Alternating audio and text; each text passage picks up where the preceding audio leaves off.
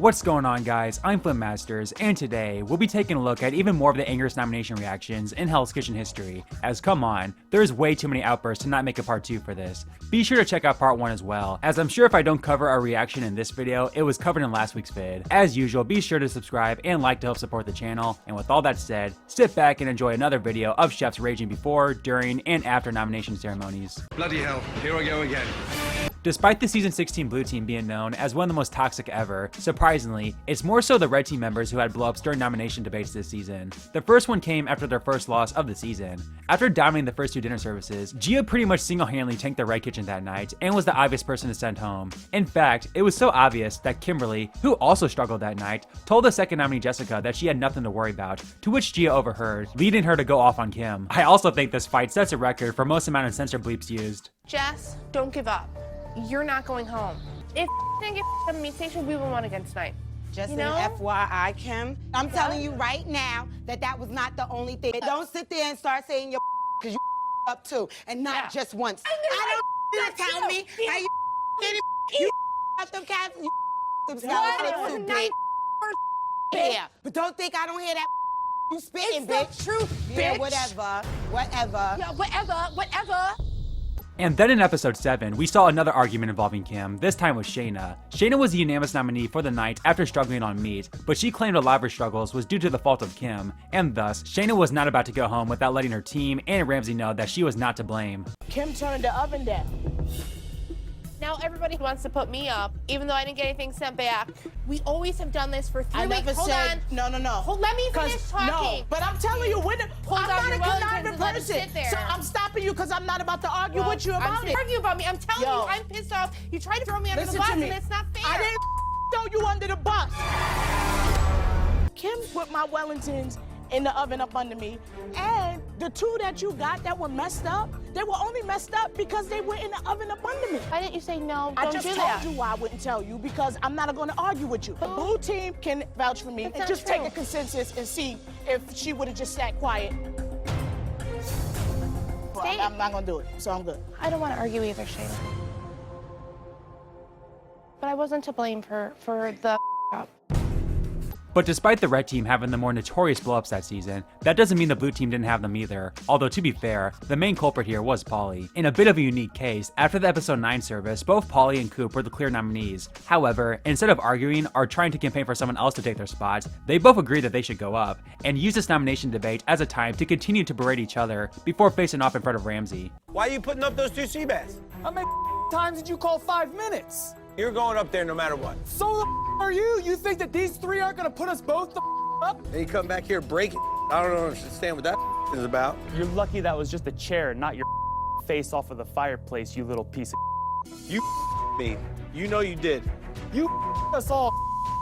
You us all because you don't know how long it takes to cook lamb. You're the Let's just weakest argue one. with Chef You're the Ramsay weakest and go one. from there. You're the weakest one, bro. You All right, die on all every right. station. And then during the Black Jackets, Polly, despite objectively being the worst chef in the kitchen that night, felt like the only reason why he was being put up was because he was a man. Whatever. Of course, none of the girls did anything wrong. These girls are such shiesty. The only guy here. No, that is not it. Do not even act like you had a perfect service. Don't even act like it. Nobody did. I'm not saying I don't deserve to be up there, but it's just funny how everybody else. But you're saying the reason why you're up there is because you're the only guy left. If I stay tomorrow, I'll be the unanimous decision also. I know. She up, but I'm the one. I'm unanimous Because decision. you up the most. A similar instance to Coop and Polly happened in season 11, as after one of the worst services in Hell's Kitchen history, there wasn't much debate on who the blue team's nomination should be, as Ray and Dan had clearly been the worst that night. But Ray felt like it was Dan's fault for his tough performance, and the old man was ready to fight against the young buck. Oh, come on, Ray. Sulking on the line, you little bitch. They gonna fight? That's my station. No matter what anybody does, it's my station. Our station. Ray's calling me a bitch, but Ray's not saying to me. This needs to stop. Boom. Please let me cook. Okay, I don't sound like a child. Stop that. You sound like a little bitch. If he starts to sink, you hop in. I tried to hop in. Yeah, but I didn't ask you to. You're interfering with me, bitch. Don't call me a bitch. You're a bitch. Do something about it. Go ahead. Right.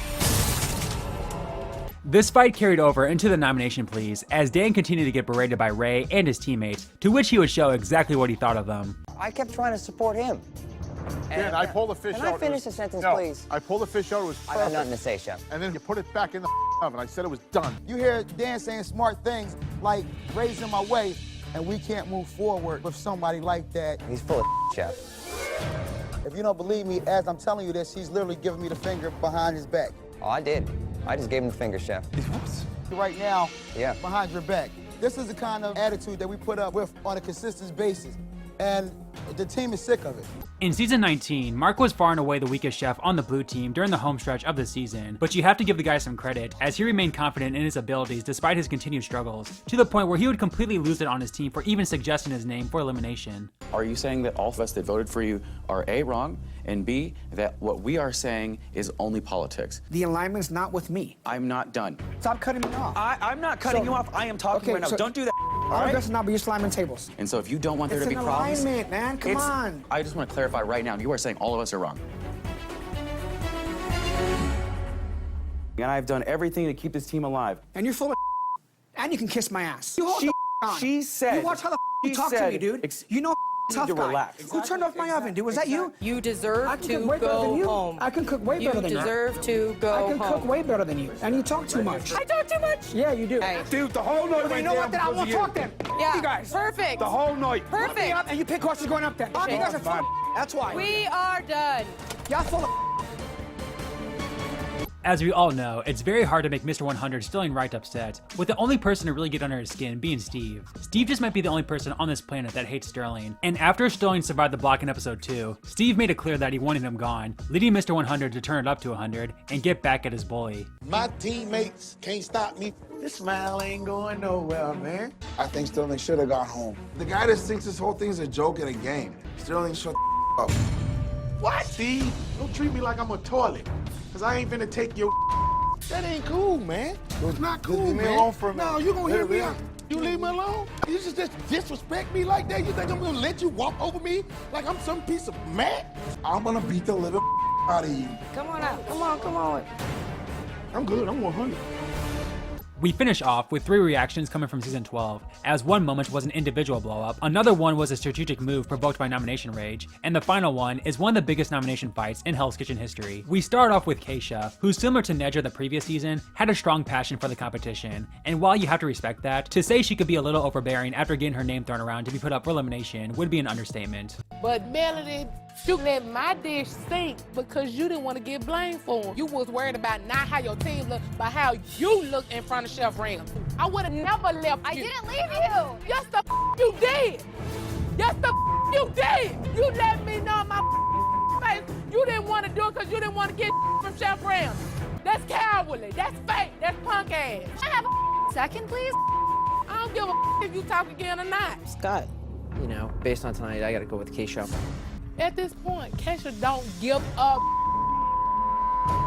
I don't give up. I've been sitting around here being nice for too long. It's only so much one can take. I don't give up. Hey, what you yelling at him for? One of the more notorious moments of a chef refusing to be nominated came from Gabriel in season 12, as the guy literally didn't follow the majority nominee rule. After the blue team was kicked out of the kitchen during the final 11 dinner service, a lot of names came up since basically everyone had a bad night. However, the person's name who came up the most was Gabriel's, as he was seen as the overall weakest link. But Gabriel made it clear he wasn't going up, and put the nominations into his own hands when Ramsey asked him for the blue team's nominees. But personally, I think it would be Scott and Gabriel. I don't think so. Dude, you were giving us random times. No, I wasn't. Yeah. How was I giving you random times? Every 2 minutes, you'd be like another 2 minutes. It needs to be exact times. Let's just do it like that. I had 2 bad services. I've had one. I had one tonight. I've had one. I've had 1. When's the first time you took a front man to any station? You shut the up. You can't even say nothing, dude, because all you do is talk. I can't believe this right now. To pick me over Ralph, all he had was fish and chips. I'm not going up. It's not your choice. I'm not going up. All right, well, we're all voted for you, so it doesn't matter. I'm not going up. It's not your choice, dumb. Second nominee, and why? Chef Ralph.